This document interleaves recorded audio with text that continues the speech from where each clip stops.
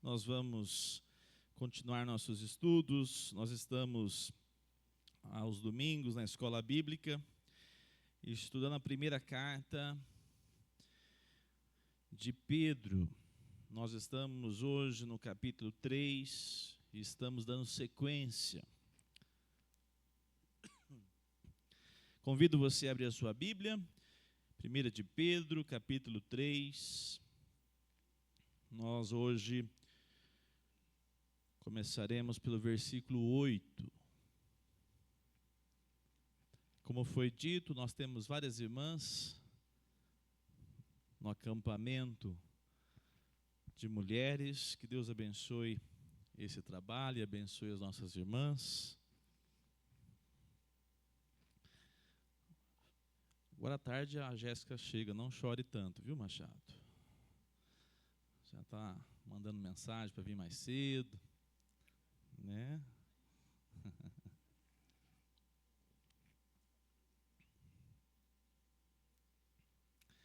Capítulo 3, verso 8. Diz assim o versículo 8. Finalmente, tenham todos o mesmo modo de pensar. Sejam compassivos, fraternalmente amigos, misericordiosos, humildes. Até aqui, nós vamos depois ler versículo a versículo.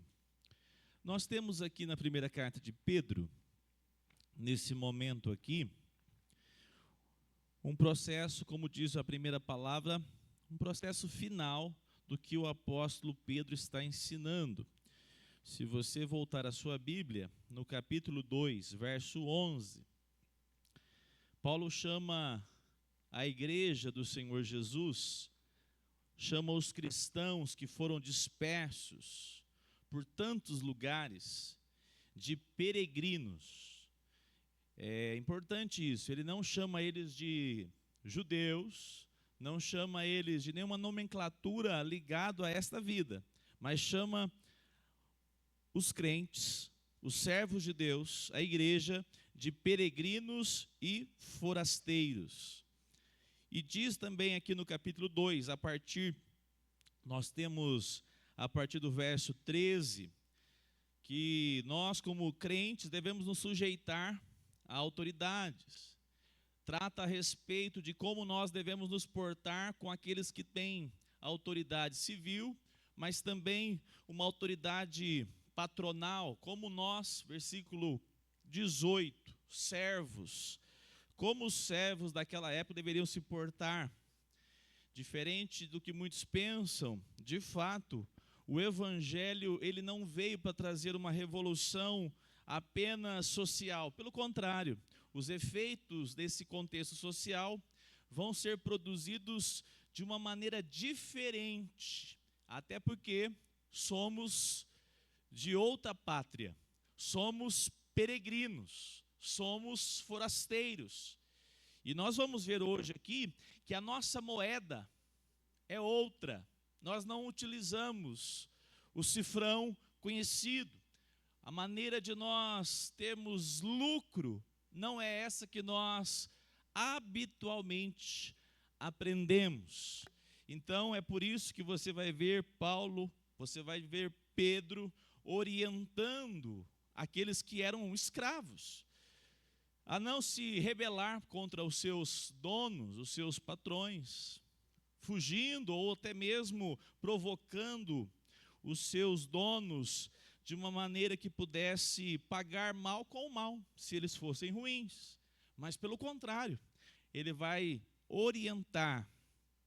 Versículo 18 diz assim: servos, sejam obedientes ao Senhor de vocês, com todo o temor, e não somente se ele for bom e cordial.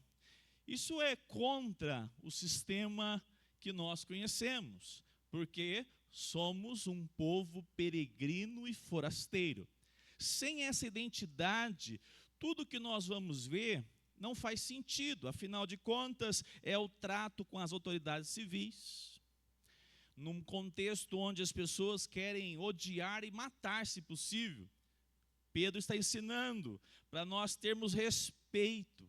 Pedro está dizendo que vocês vão lidar como servos, sejam obedientes a despeito do modo que são tratados. Mas continua, no capítulo 3 nós vimos que as esposas estejam sujeitas, cada um ao seu próprio quê? Marido. A relação matrimonial, pelo poder do evangelho, é transformada. A relação de uma mulher sábia que edifica a sua casa, Pedro está dizendo, se sujeite ao seu marido, sendo você aquela que vai dar o testemunho de serva, em primeiro lugar, de Cristo. E é a partir de Cristo que você vai se submeter. Não é porque ele é bom, não é porque ele merece, mas porque você foi chamada para agora viver na nova pátria. É o que eu sempre chamo, tem um autor, que agora me fugiu o nome dele, ele já citou isso e ficou marcado. É o já, ainda não. Eu já sou morador da nova Canaã. Você, a igreja de Cristo, ela está com os pés aqui na terra, mas o coração já está na glória. Essa nova Canaã nos pertence, uma nova pátria. E Pedro então diz, é por isso, mulheres, que vocês vão se sujeitar, como nós vimos aqui domingo passado. Se você não assistiu a aula, de repente você não pôde vir, você vai lá no YouTube, dá para você pegar, e nós trabalhamos muito o que de fato é sujeição. Não é uma sujeição subserviente, onde a violência, onde algumas coisas são praticadas, não é isso, mas existe um padrão para a mulher. Assim também no versículo 7, olha só, Pedro está trabalhando a relação humana, social, dentro de casa, fora de casa. Afinal de contas, nós convivemos na família, nós trabalhamos e nós temos relação também com autoridades. E isso aqui não é diferente, desde aquele contexto como o nosso hoje. No capítulo 3, verso 7, diz assim, maridos, igualmente vivam a vida comum do lar com discernimento, dando o que à esposa? Honra. Nós vimos a respeito dessa vida comum que o homem precisa comungar com a sua esposa. Uma vida que para os nossos dias ela é banalizada, esquecida. Afinal de contas, deixe que a mulher se vire, né? É um contexto machista. Nós estamos hoje na data aí do contexto da mulher. Eu sempre digo isso, né? A nossa relação com a mulher, homens, nós, por sinal, eu estou achando, viu, Murilo, que aquelas rosas foram dadas porque você tem 2 flores também em casa. É isso, Murilo? Eu vi 2 rosas com o Murilo ontem e a Clarinha, a Annalise, perdão, estava mostrando o presente que ela ganhou. Que gracinha, hein? Olha que marido e que pai dedicado. Louvado seja Deus. Mas nós, maridos, homens, filhos, devemos honrar as mulheres não somente no dia da mulher, mas o ano todo. A nossa caminhada deve ser de honra às mulheres. E esse é um princípio para nós não cairmos no que nós vivemos hoje. Essa data é comemorada como foi ontem, mas ela se tornou pauta de um contexto político. Mas então as mulheres têm que se unir para que possa viver uma vida longe dos homens. Não precisa dos homens. O feminismo. E você tem do outro lado o machismo. Tudo isso porque não conhecem e não vivem a realidade do reino. Qual reino? O reino que já começou e que nós um dia viveremos ele plenamente na presença do nosso Senhor. Ele será lá no nosso reino, o reino do nosso Senhor, lá é monarquia. Ele é o único digno de ser adorado. Amém? Agora esse valor é para quem já experimentou a nova vida em Cristo. É por isso, irmãos, que agora Pedro chega no versículo 8 e diz, finalmente, tenham todos, não diz assim, tenham os homens, não diz tenham as mulheres, tenham todos o mesmo modo de pensar, sejam compassivos, fraternalmente amigos, misericordiosos, humildes. O grande desafio da igreja em todos os séculos é a sua relação comunitária. Afinal de contas, nós somos diferentes uns dos outros. E somos porque justamente Pedro, nós vamos ver hoje Paulo falando a primeira carta que ele escreve aos Coríntios, o primeiro problema que ele vai trabalhar agora, que nós chegamos no versículo 10, é a respeito de divisões. Então Pedro, olha só, o apóstolo Pedro vai dizer, tem o mesmo modo de pensar. O que Pedro está dizendo? Para nós vivermos uma uniformidade, é isso que Pedro está ensinando? Olha, vocês precisam ser o mesmo, em termos de pensamentos, e aí envolve o que vocês gostam de fazer, o que vocês gostam de ouvir. É isso que Pedro está dizendo? Não, claro que não. Alguém já disse, eu concordo, que uniformidade tem cheiro, marca, formato de seita. Pode ver as seitas, elas normalmente eles usam, tem os mormons, né? Eles usam a mesma roupa, o prédio é igualzinho, todos são iguaizinhos, ó, cheiro de seita. E eles inclusive falam do mesmo jeitinho, até o traquejo é o mesmo. Por quê? Porque a identidade, ela é colocada de uma maneira uniforme, onde não é valorizado essa pessoalidade. Afinal de contas, Jesus, se fosse ter um grupo de discípulos uniforme, ele chamava quem ele chamou? Sim ou não? Você tinha gente como João, que é chamado do quê? Apóstolo do amor. E você tem o Pedro, o Pedrão. Quem que ele era? Sanguíneo, não é assim? Não podia mexer com ele, que já estava arrancando a orelha, né? Mexeu com o Senhor dele, né? Mas aqui nós vamos ver o quanto que esse Pedro foi transformado, porque ele compreendeu agora a quem ele pertencia, que não mais pertencia ao mundo que ele conheceu, mas que ele foi levado para viver de maneira tão especial os valores da nova Canaã, essa terra que o Senhor preparou para o seu povo. Então diz o versículo: sejam compassivos, fraternalmente amigos, misericordiosos e humildes. Fazer uma brincadeira aqui, deixa eu ver aqui, eu acho que tem a Michele, tem o Murilo. Tem mais algum cruzeirense aqui? O Alex. Esqueci de você, Alex. Vamos brincar só com times de Minas, que dá menos problema, Luciano. Ser flamenguista já começa uma raça complicada, viu? Não é fácil. Corintianos, né? Mas imagine você. E você, Denner? Gosta de algum time, Denner? Ah, que bom, Deus te libertou, né? Isso é bom, isso é muito bom. Eu estou no processo, viu, Denner? Estou no processo, ore por mim. Você já chegou aqui na igreja? O seu time ganhou ontem um clássico. Já pensou, Michele? Cruzeirão embala. O cabuloso embala. E vira um time vencedor. E naquele final de semana... Olha, naquele final de semana você olha a conta bancária e fala, nossa, nunca teve desse jeito.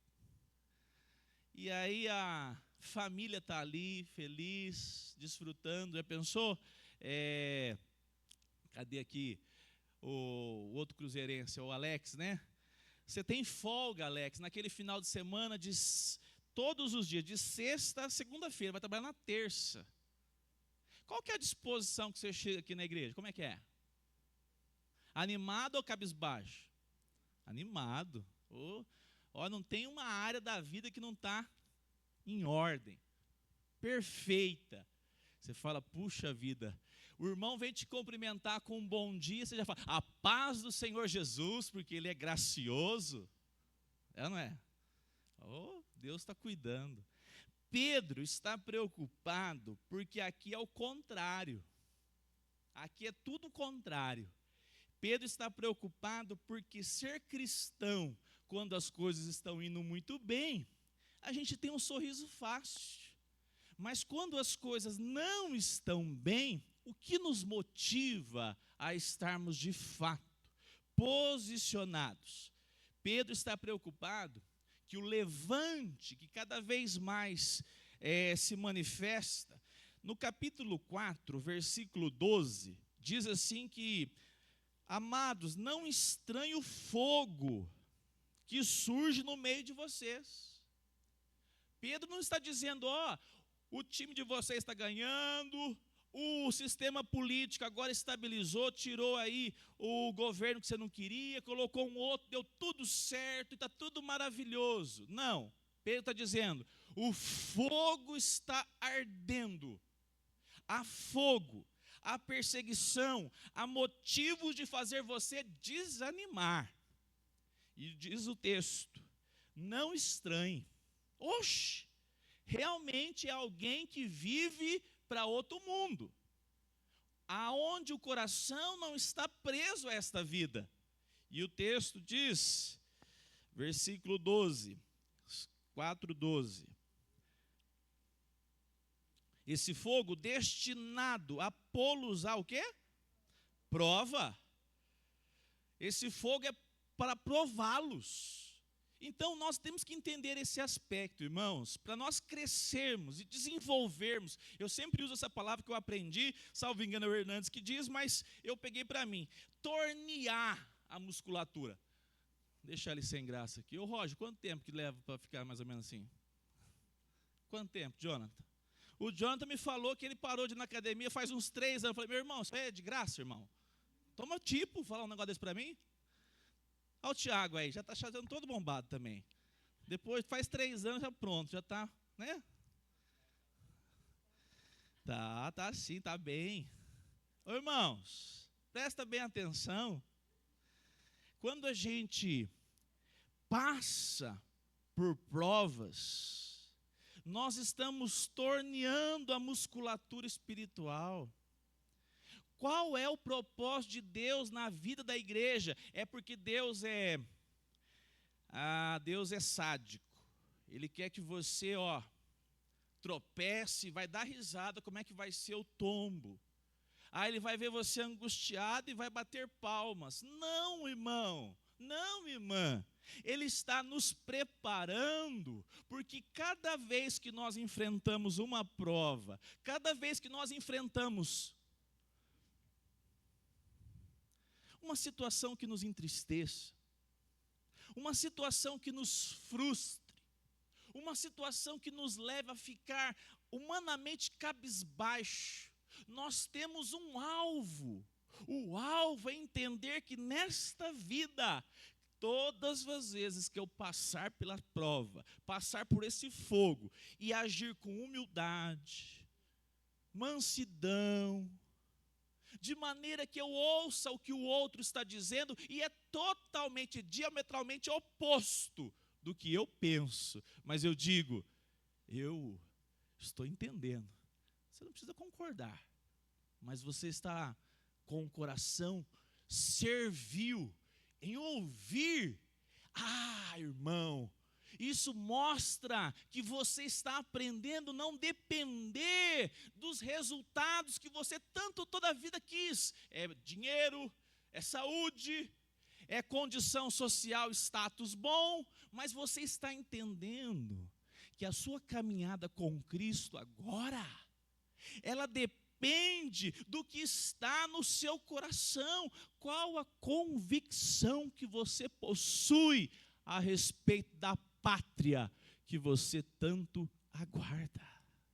Olha como isso faz toda a diferença para nós vivermos a nossa vida cristã.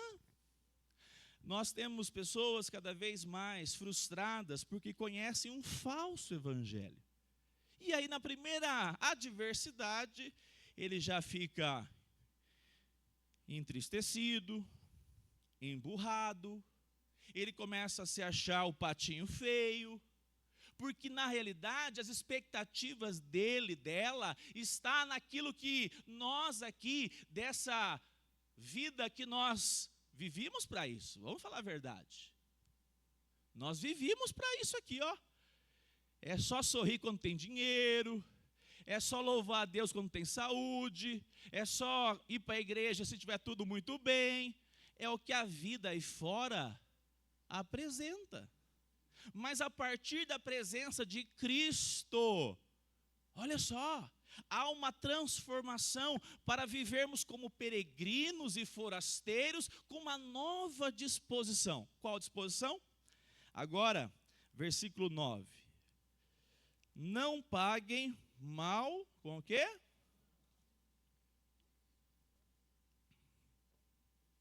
Nem ofensa com ofensa. Pelo contrário, respondam com palavras de... Vocês estão acompanhando aí? Versículo 9. Pois para isso mesmo vocês foram o quê?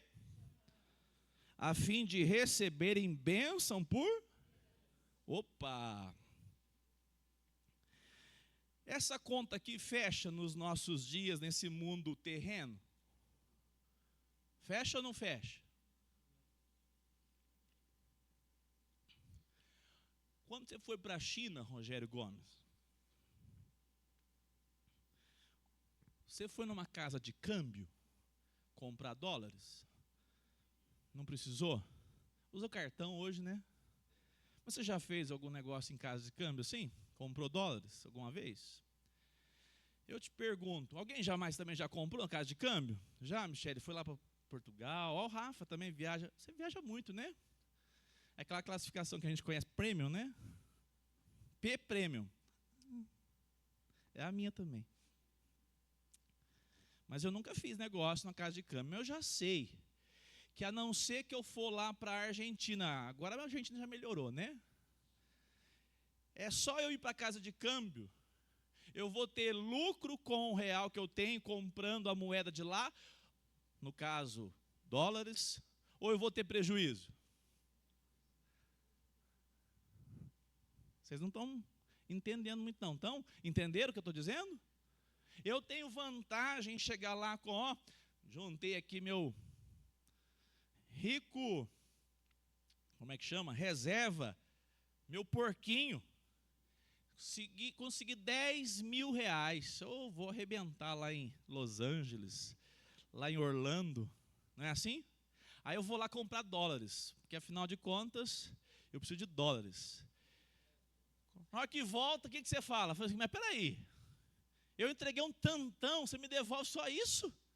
Sério? É sério isso?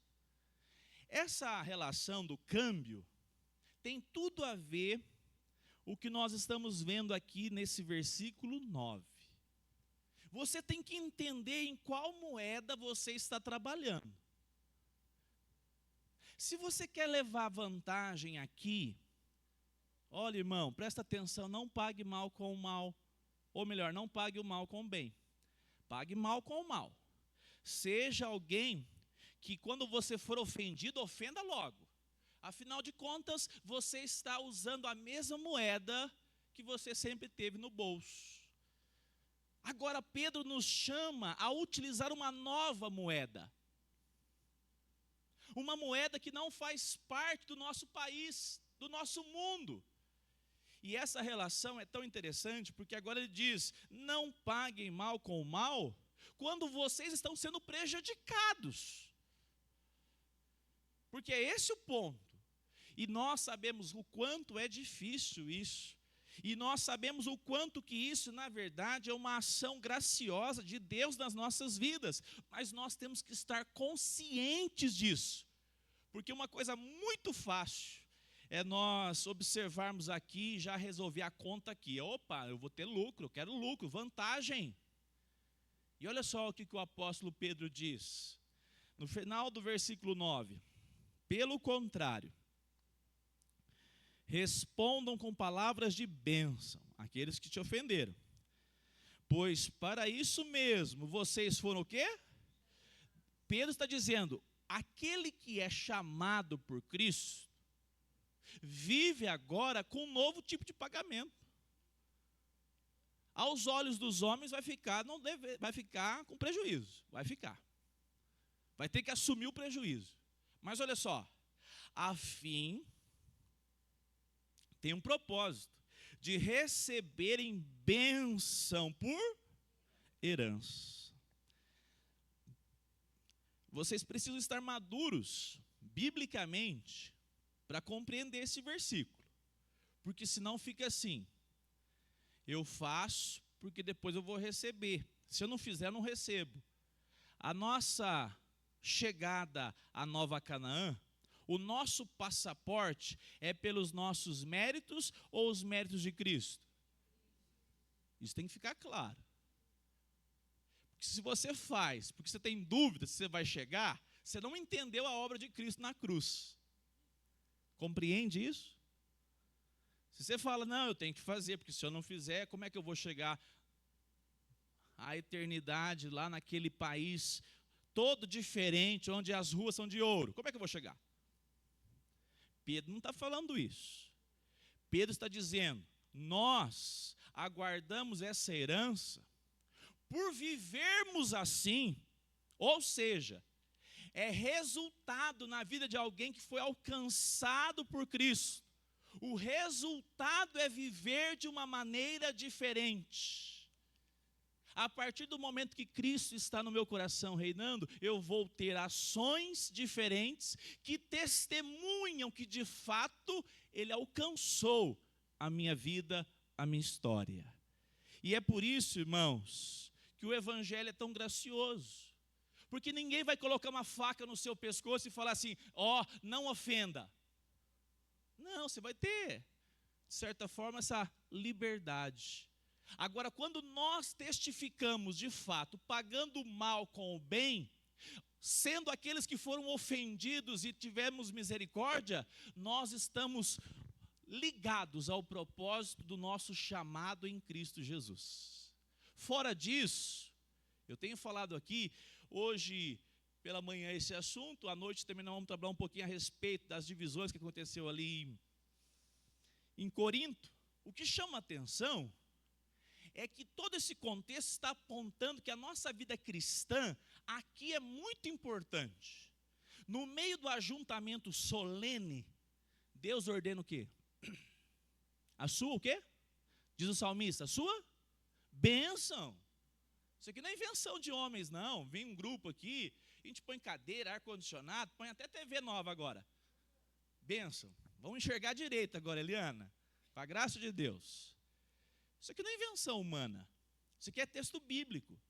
Isso aqui é chamado de Deus. Mas aqueles que são chamados por Deus não é apenas para vir para a igreja.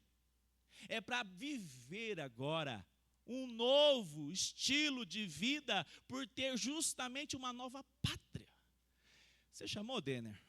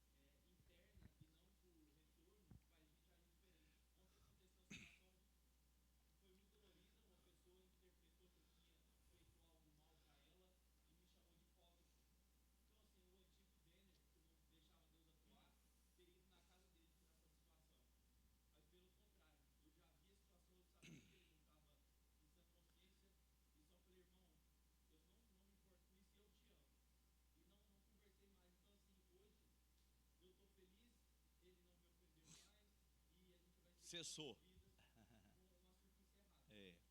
Tendo a oportunidade, vai conversar e resolver. É um caminho de servo de Deus. Amados irmãos, nós precisamos depender da graça do Senhor. Mas nós temos que lembrar que as nossas ações testificam quem nós somos. Aqui não pode virar a igreja evangélica nominal. Nós precisamos falar, Senhor, nós queremos viver o Evangelho dia após dia. Os valores do Evangelho, eu quero que o Senhor me dê graça, pelo poder do Teu Espírito. Afinal de contas, eu fui chamado para isso. Capítulo 3, versículo 10. Pois aquele que amar a vida, aquele que quer amar a vida, e ter dias felizes, refreie a língua e evite que os seus lábios falem. Qual é o contexto? Relacionamentos. Pedro está preocupado porque nas adversidades, num problema, como é que nós vamos lidar? Ah, tive um problema com o fulano de tal, irmão, ciclano de tal. Eu vou ser direto, eu vou ser aquele que vai tratar o assunto de maneira pessoal, ou eu vou deixar a minha língua, como diz o versículo, sem freio. Quem já andou de cavalo aqui? Metade. Uberlândia, né, pastor Fábio? Todo mundo aqui tem uma chacrinha, um ranchinho. Eu odeio rancho. E os crentes que vão para lá, pior ainda. É brincadeira. É porque todo mundo gosta de um rancho aqui em Uberlândia, Paulo. Você tem rancho lá em Patrocínio? Não, Paulo? Tem não, né? Que bom, livramento de Deus. Tem alguns ranchos que se tornam um problema, né? Agora, quem vai andar de cavalo e montar num cavalo sabendo que ele é meio arisco, sem freio, sem rédea, para você controlá-lo? Tem que ser uma pessoa muito experiente. Eu acho que mesmo assim corre risco. Ninguém sobe no animal sem freio. Abra sua Bíblia e volte aí em capítulo 3 de Pedro.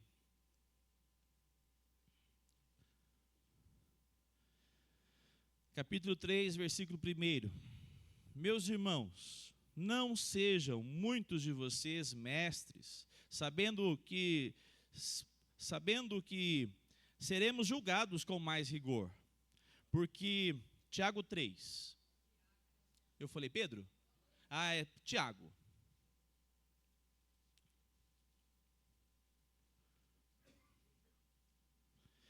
Três, 2. Porque todos tropeçamos em muitas coisas. Se alguém não tropeça no falar, é um indivíduo o quê? Então sobra para alguém aqui? Alguém aqui tem condição de falar assim, não, eu não tropeço com a minha língua? Porque nós somos humanos, falhos, pecadores. Mas diz o texto, capaz de resfriar também todo o corpo. Tiago está usando uma analogia para dizer, a língua, ela é pequena. Ela está, inclusive, no calabouço ali, atrás dos dentes. Mas ela é feroz. Aqui no capítulo 3, versículo 4, diz assim, observe igualmente os navios, que sendo tão grandes e impelidos por fortes ventos, são dirigidos por um pequeníssimo leme e levados para onde o piloto quer. Assim também a língua, pequeno órgão, se gaba de grandes coisas. E agora ele diz, vejam como uma fagulha incendeia uma grande o quê? Floresta. Você não precisa de uma grande fogueira para incendiar uma floresta. Basta uma fagulha. Ainda mais naqueles meses de agosto, setembro, outubro na nossa região. E você vai fazer uma clareira, de repente desaparecer, né? Vai se tornar uma clareira, vai abrir uma floresta. E isso é importante para nós que somos crentes em Cristo Jesus, amados irmãos. Porque afinal de contas, nós somos aqueles que estamos preocupados no que produzimos. Nós vemos claramente Pedro preocupado, dizendo, olha, vocês devem controlar, versículo 6, ora a língua é um fogo, é um mundo de maldade, iniquidade. Alguém também já disse que a língua é como tirar algodão, ou pedaçar o algodão bem pequenininho assim, no alto de uma montanha. Tem como buscar de volta? Nunca mais. De jeito nenhum. Você já percebeu quando a gente fala uma coisa e você fala assim, por que eu disse isso? Por que eu fui tão felino? Uma fera? Por que eu fui tão sagaz com essas palavras? Porque a nossa língua, ela é ligada ao nosso coração corrupto. Ela faz parte dessa natureza corrupta. E Pedro, lá, ele nos orienta, Tiago nos orienta a nós estarmos atentos, porque depois que nós soltamos a palavra, não dá muitas vezes para recolher. Uma palavra falada de maneira errada afasta bons amigos. Uma palavra sem o tom correto destrói relacionamentos. E a relação aqui para nós, versículo 8, mas a língua ninguém é capaz de domar, é mal incontido, cheio de veneno mortal. Agora, é impressionante, não é? Hoje pela manhã nós vamos cantar agora sempre 2 cânticos, porque a turma, graças a Deus, está vindo na escola dominical, graças a Deus nós rompemos essa barreira de não vir na escola dominical. Presbiterianos, né, Jonathan? Amém? Quem que não vinha na escola dominical na igreja que frequentava? Quem mais aqui? Não tinha igreja, não tinha escola bíblica. Aí, ó, vocês estão levantando agora a mão, né? Que bom, né? Que bom, louvado seja Deus. Porque a escola bíblica para nós, como presbiteriano, é fundamental. Nós ensinamos as nossas crianças e aqui a gente tem uma oportunidade de aprofundar alguns assuntos que até de repente no culto não dá, né? Então nós crescemos. Mas observe, meus irmãos, às vezes você vem aqui e canta. Como é bom adorar a Deus com os cânticos. E aí sai, antes de chegar no portão, já usou a língua para falar de alguém. E mal. Olha que coisa terrível. Isso pode acontecer porque a nossa língua, ela é, como diz o versículo aqui de Tiago, ela é cheio de veneno mortal. Não pense que não, comigo não. Não. Eu sou tão espiritual que eu não faço isso, não. Glória a Deus que você não faz. Mas você é capaz de fazer. Esse é o ponto. Pedro está dizendo, vocês precisam, vamos voltar lá para Pedro, para a gente caminhar, capítulo 3. Vocês precisam refrear a língua do mal, cuidando para que não fale palavras enganosas. Palavras enganosas, afinal de contas, são palavras que não estão pautadas na verdade. E é muito assim, fácil da gente emitir juízo de valor. Uma coisa que nós temos que sempre fazer, um exercício para não tropeçarmos na língua, é sempre trazer assim na mente, eu tenho segurança que esse fato é assim mesmo? Ou ainda tenho dúvidas? Eu já tenho toda a certeza desse assunto?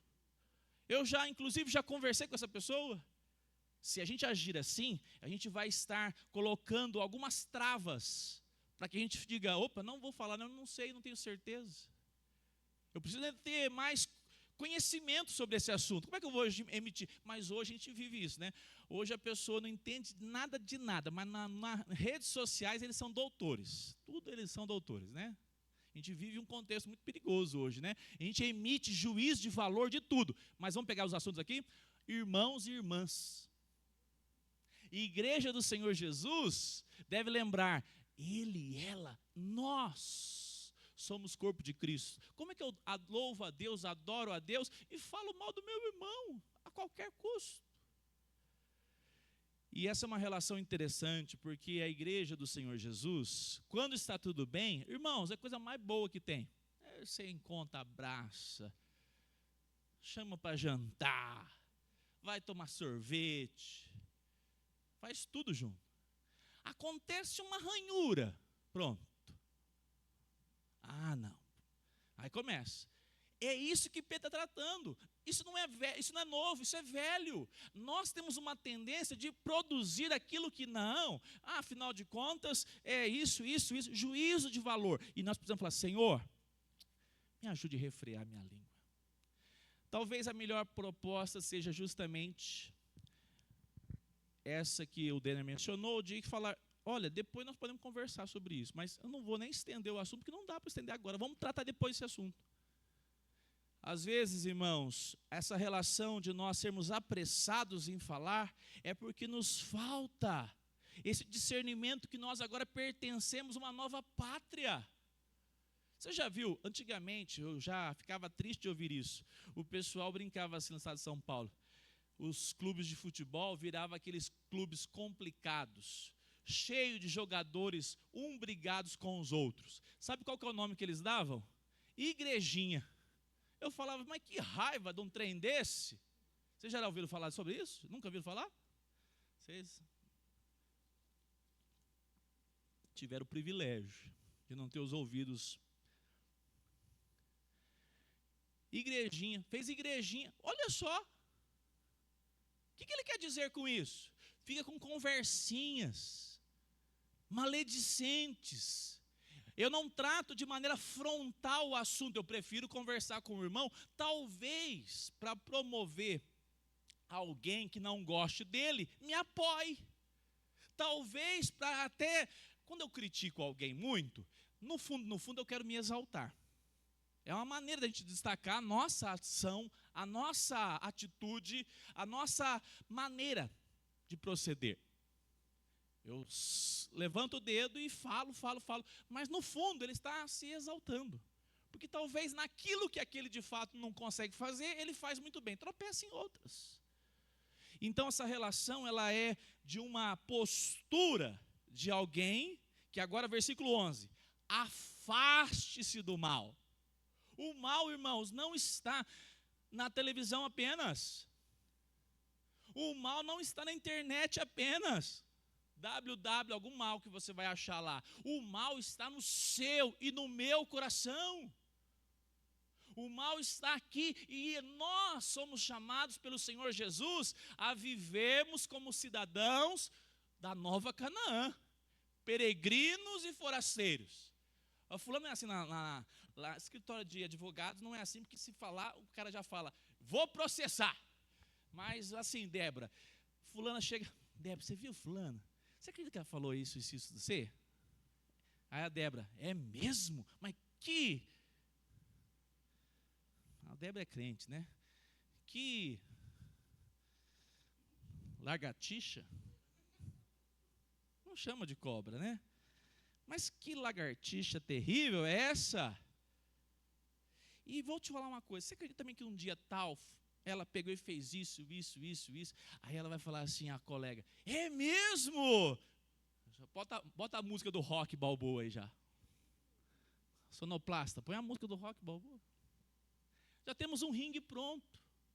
Do lado de cá, Débora ofendida, que retalha, mas também, ela foi retalhada, mas também retalha. Do outro lado, o incircunciso que nem crente é e foi instrumento do diabo. E você entrou como um franguinho para a raposa, abocanhar. É assim ou não é, irmãos? A gente entra nas armadilhas plantadas. E quando a gente vê, a gente está fazendo igualzinho o mundano que não conhece o evangelho do Senhor Jesus. Agora, eu fico imaginando, porque sempre que esse leve traz, ele é mais perigoso às vezes do que a pessoa. Assim, você sabe de uma coisa? Eu estou orando por ela. O quê? Ela é difícil, mas eu estou orando para que Deus possa ajudá-la, para ela melhorar um pouquinho, né? Você não acha verdade? É verdade, tem razão. Você, desarma a bomba que estava sendo entregue para você. Pedro está preocupado com a igreja desse sentido, não é nem com os de fora. Olha que coisa linda. Esse é o padrão, porque o padrão mundano é assim, eu não controlo a minha língua, eu falo demais e eu não tenho nem um pouco de empatia. Afinal de contas, eu sou desse mundo. Alguém já disse que a raiz de todo pecado é o orgulho. E de fato isso faz muito sentido. O orgulhoso, ele quer sempre se defender, autodefesa. Ou colocar alguém, menosprezando alguém, porque ele não faz do jeito que ele faz aquilo, mas como eu já disse, talvez ele tropece em outros problemas. Afaste-se do mal e pratique o bem. Versículo 11, busque a paz. Quem já buscou a paz algum dia aqui? Vamos pegar o caso do Denner. Estudo de caso hoje. O Denner buscou a paz? Quem concorda? O texto está dizendo para a gente buscar a paz. E o que mais? Eu quero resposta. Procurar a paz está fácil de entender aí. Ó, busque, está escrito na palavra, não está assim? E qual é o outro verbo? Tem diferença? Tem. O que é buscar a paz? Deixa eu te falar, ciclano de tal. Eu estou vivendo uma nova vida, estou tendo, olha, pela misericórdia de Deus, eu não sou santarrão não vou te dar aqui de piegas não, eu sou falho, mas eu sou hoje desejoso de caminhar com Jesus. Eu vou te falar uma coisa, vamos tratar esse assunto depois, não vamos colocar lenha nessa fogueira não, buscou a paz, certo? Mas não é para buscar a paz somente, é para empenhar-se, é chegar na segunda-feira, na terça, na quarta e falar assim, ô fulano de tal, eu quero te mandar uma mensagem, estou te mandando esse áudio, eu quero que você saiba que se ficou essa impressão, eu quero que você me desculpe. Empenhar-se a ir atrás. Você já viu aquele cara? Eu já fiz a minha parte, eu falei com ele, mandei o áudio, ele nem respondeu. Então agora, diabo que te carrega, quase fala isso, né? Sabia que ele era do diabo mesmo.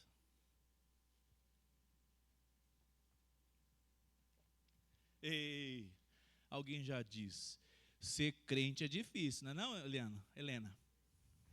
Ser crente é impossível. Só é possível porque o poder do Espírito Santo atua nas nossas vidas.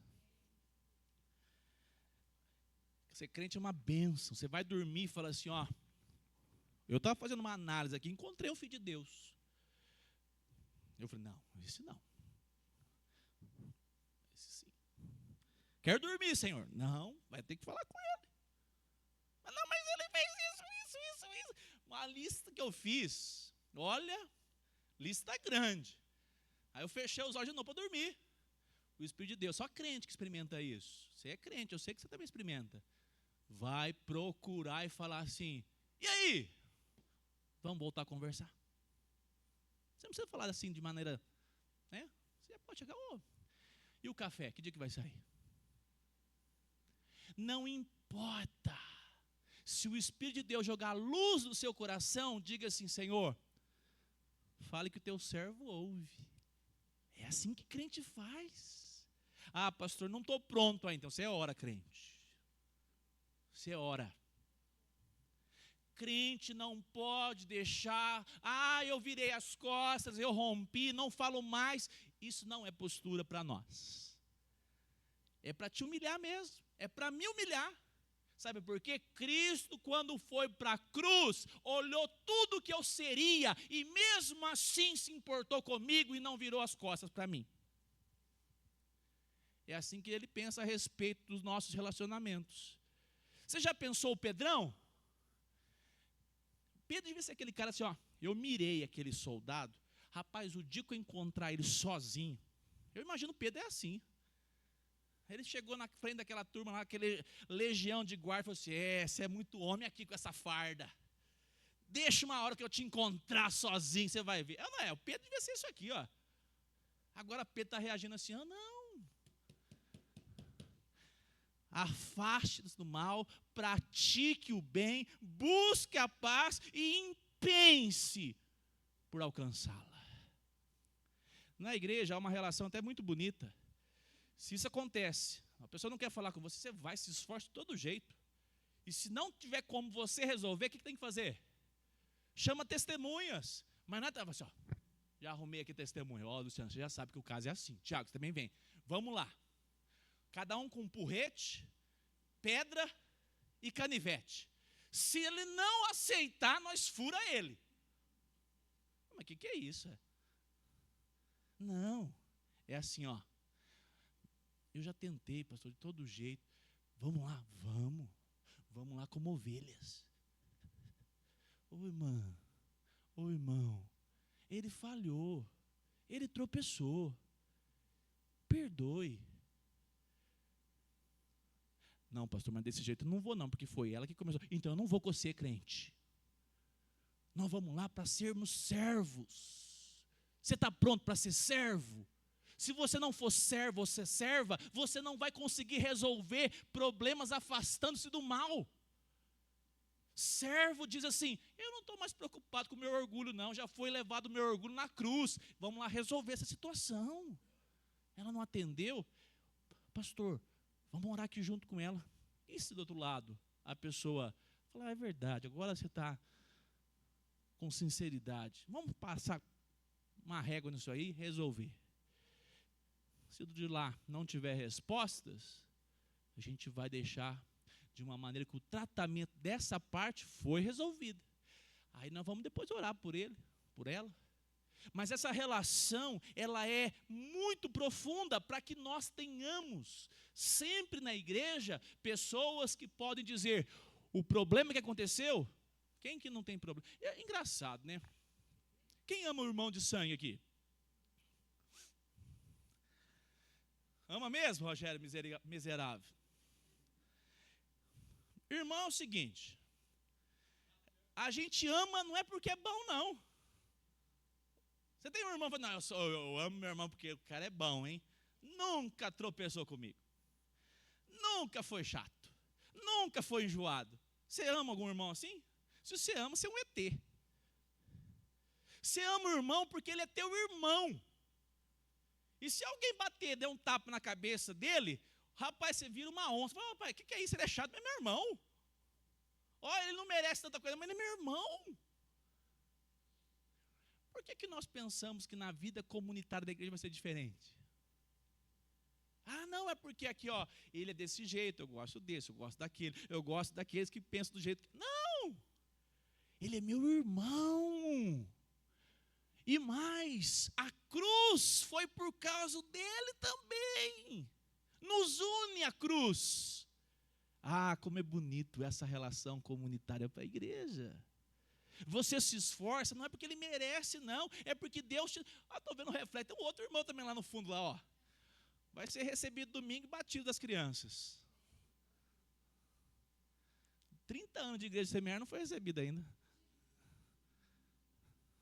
Você ama o seu irmão pelo poder do Espírito Santo. Quem já orou para algum irmão assim? Falei, irmão, é difícil. Senhor, vontade de nunca mais falar. Mas eu sou crente, me dê sabedoria, me dê amor, para que eu possa produzir frutos do teu Espírito na vida desse irmão. Deus está olhando é para você. Como é que você vai reagir com esse cara?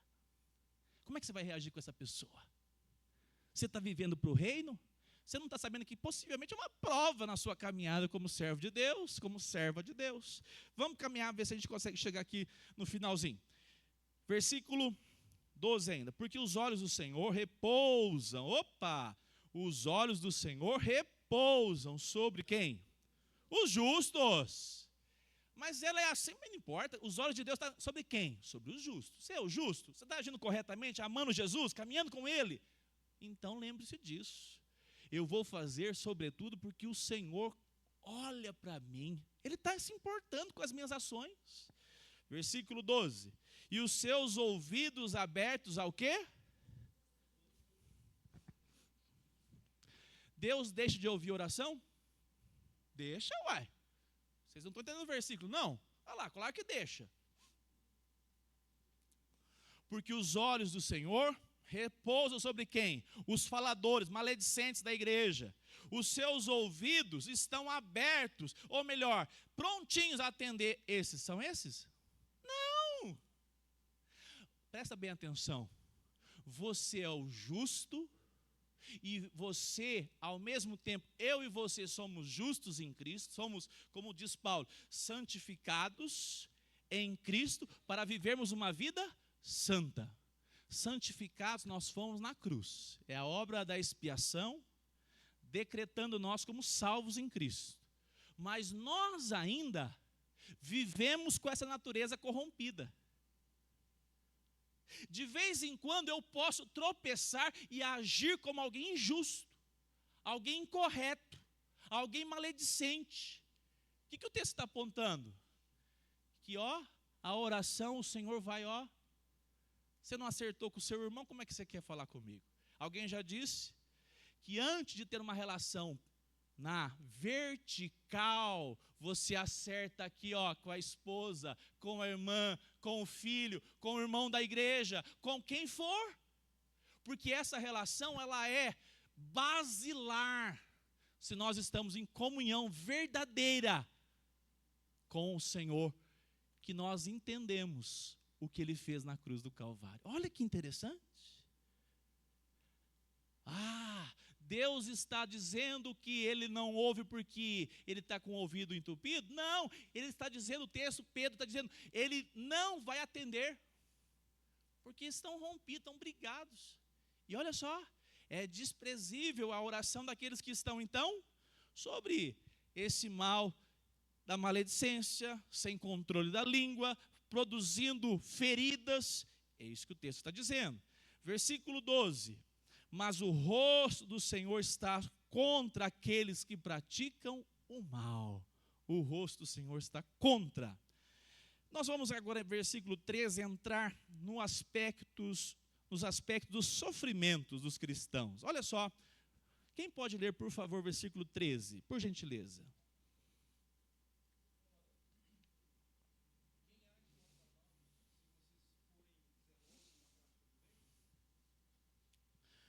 E o 14 também, Luciano, por favor.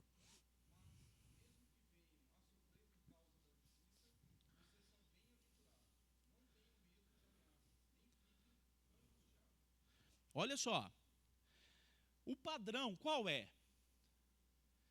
Quem vai maltratá-los se vocês forem bons, zelosos? O que é alguém zeloso, Paulo? Paulo, Hortense.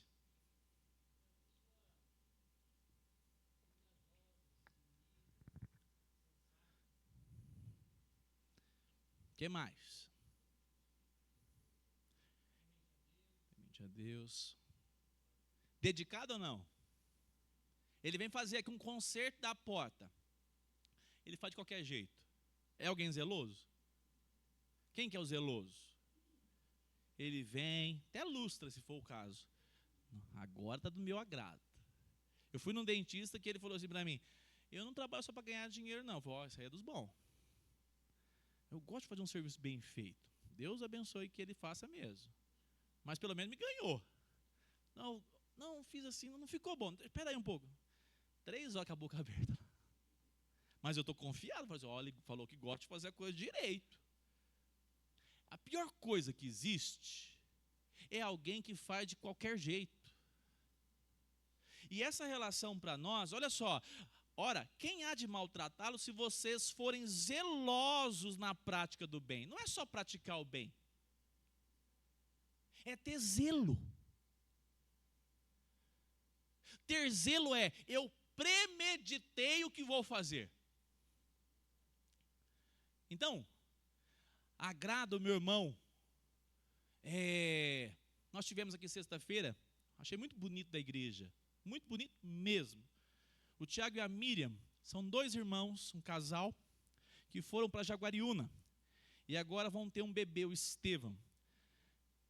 O Tiago e a Miriam serviram essa igreja aqui muitos anos. Quando eles foram embora, eu chorei 3 dias. E falava, Deus do céu, podia levar outros. Fala a verdade, né? Não vou ficar com falsidade, não. Eu tinha uma lista aqui para o senhor levar para outra cidade outros. É brincadeira, irmão, não pensei isso não. Mas o Tiaguinho e a Miriam, como é que nós vamos fazer? Foi ou não foi, Jaque? Como é que nós vamos fazer o louvor? Como é que nós vamos fazer? Não tinha um violonista. Foi um baque, irmão, foi um baque.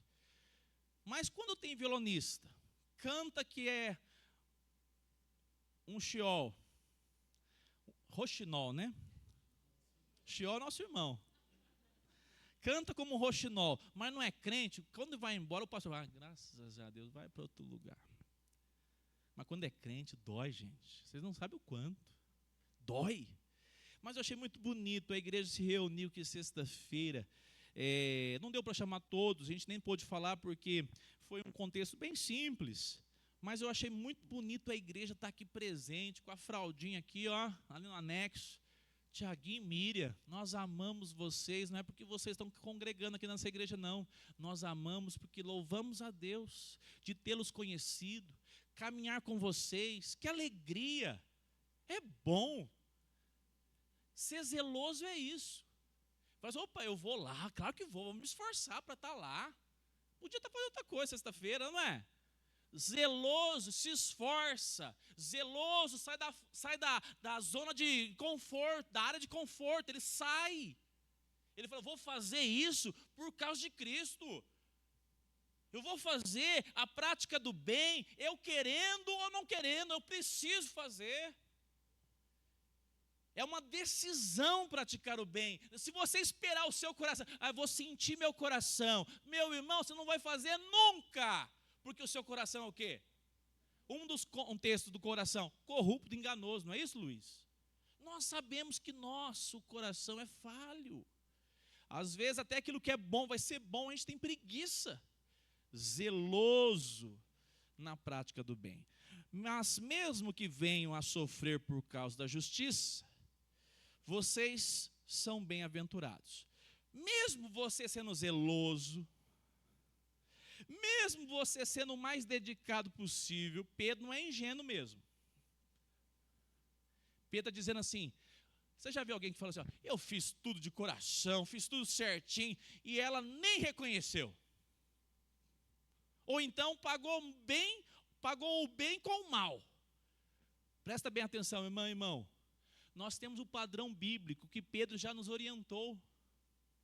Quando a gente faz as coisas corretas, a tendência é que as pessoas fiquem satisfeitas. A tendência é que a gente tenha uma vida pacífica. As pessoas vão gostar de ser nossos vizinhos. As pessoas vão gostar de trabalhar com a gente. Porque nós somos pessoas zelosas em praticar o bem.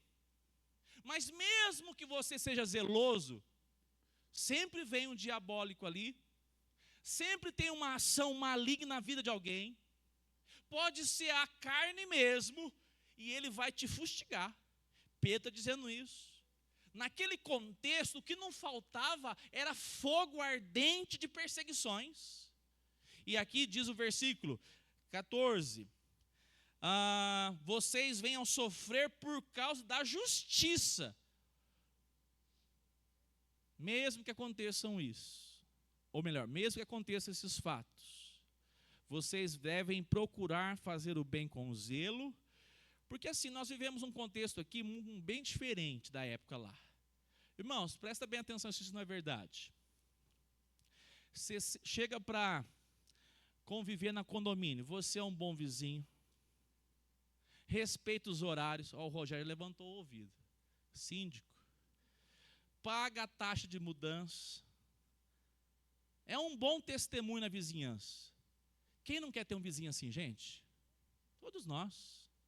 As chances de a gente ser bem querido é grande, no nosso país ainda mais. Você faz o que é possível de todo o coração para falar assim, não, vamos fazer isso, não é só porque está vendo, não, porque tem que ser assim. Né? Agora, presta bem atenção. Se nesse contexto aqui havia muitas perseguições, nós também não estamos hoje imunes, não. De repente vem lá um agente do mal contra nós, contra a nossa casa. Mas olha o que Pedro diz, olha que Pedro é esse. É o mesmo Pedro que caminhava com Jesus lá e arrancava a espada. Olha o que ele diz. Vocês são bem-aventurados praticando o bem, sendo zelosos, mesmo que vocês não tenham o bom trato de alguém contra vocês. Quem que Pedro está imitando? Abra sua Bíblia aí, Mateus capítulo 5.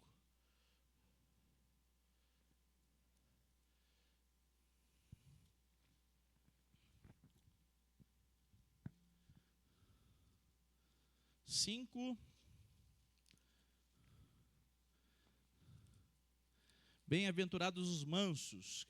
Puxa para mim aí a referência. Está aqui, ó, já achei. 6, né? 5. Bem-aventurados os mansos, porque herdarão o quê? A terra.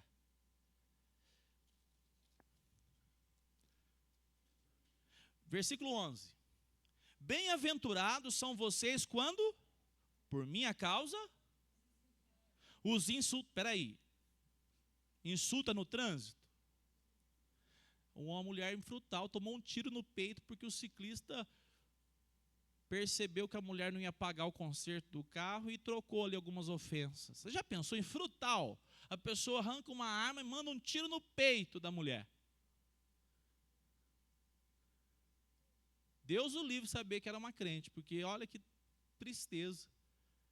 Irmãos, insultos, nós estamos atentos que pode acontecer em qualquer momento. A qualquer momento. Pedro, ele era pronto. Irmãos, eu achei uma frase muito bonita. Ser manso, as pessoas acham que ser manso é aquele coitadinho. Olha só essa frase para você levar para a sua vida. Ser manso é ter as garras recolhidas. Como é que chama o Wolverine? Logan. O problema do Logan, do Wolverine, é que ele não consegue controlar a ira. Debaixo das garras do manso, há poder de ofender, de maltratar, até matar. Igualzinho o que está sendo recebido. Mas ele recolhe as garras. E não vou tratar do jeito que eu poderia te tratar. Entenderam isso? Porque agora, quem dirige a minha vida, disse Pedro, é Cristo Jesus, eu estou imitando a sua caminhada aqui na terra. Bem-aventurados. Bem-aventurado é alguém que será feliz não somente aqui, porque coisa boa. Você que é crente, você falou assim, nossa, as minhas garras já tinha soltado tudo, eu ia arranhar a cara dele. Eu recolhi e falei assim, olha, Deus te dê graça, te abençoe, vou orar por esse assunto. E você virou as costas e falou, ai, como é bom agir como servo de Deus. Não tem alegria maior do que parecer com o nosso Salvador Jesus Cristo. Não é só de boca, como disse Tiago, mas como prática. E eu quero terminar, vamos caminhar aqui para o final. Pelo contrário, santifiquem a Cristo como Senhor no seu coração. Parece estranho esse versículo aqui, mas é o seguinte. Eu pulei aqui uma parte aqui. Versículo 14. Não tenham medo das ameaças, nem fiquem angustiados. Para nós é simples ser cristão aqui no Brasil. Ninguém nos ameaça. De vez em quando aparece ainda, né? Mas não é o contexto nosso. Pedro está dizendo, não fiquem abalados pelos tipos de ameaças que vocês vão enfrentar. Irmãos, aqui nesse período, eles eram espoliados, ou seja, eles eram tirados das casas porque eram cristãos. A casa era deles. Eles colocavam os cristãos na rua. Perdiam a casa. Não tinham mais aonde morar. Presta bem atenção nisso. E aí Pedro está ensinando. Não, guarde as garras. Mas nós vamos chegar aqui e vamos matar todos vocês. Não tenham medo das ameaças. Mas, olha o que o versículo diz. Santifiquem a Cristo como Senhor no seu coração. Cada dia dê espaço ao Senhor Jesus no coração de vocês. Caminhe com Ele, medite nele. E Ele, no coração de vocês, espantará todo medo e ameaça. Que maravilhoso. Não sei quantos anos, mas as coisas estão cada vez afunilando para que a igreja experimente as ameaças. Nós não temos que ter medo de ameaças. Nós temos que estar cada dia mais dedicados ao Senhor Jesus, santificando a presença dEle no nosso coração, para que Ele possa nos dar segurança. Nós tememos a quem? A homens ou a Deus? A Deus. É isso que Pedro está ensinando. Louvado seja Deus, amado irmão, amada irmã, que você não precisa ficar desesperada quando abre o G1. Esse dia Gisele falou assim para mim, parece que tem outro vírus na China. Eu falei assim, fecha o www, fecha. Se você ficar vendo as notícias, pastor, quer dizer que eu sou alienado? Você quer que a gente seja alienado, não veja nada? Não, não é isso. Você é bem sábio. Mas coloque o filtro dizendo, o Senhor, é Ele que me sustenta. Eu não vou me abalar com ameaças humanas, porque Cristo é o Senhor da minha vida. É Ele que dá a primeira, Ele é o alfa e o ômega. A primeira letra do alfabeto é a última. É Ele que diz o que vai acontecer. E se Ele quer, acontece. Se Ele dizer não vai acontecer, não acontecerá. Que alento para o coração do crente em qualquer situação. O versículo 16, vamos caminhar um pouquinho. Sim.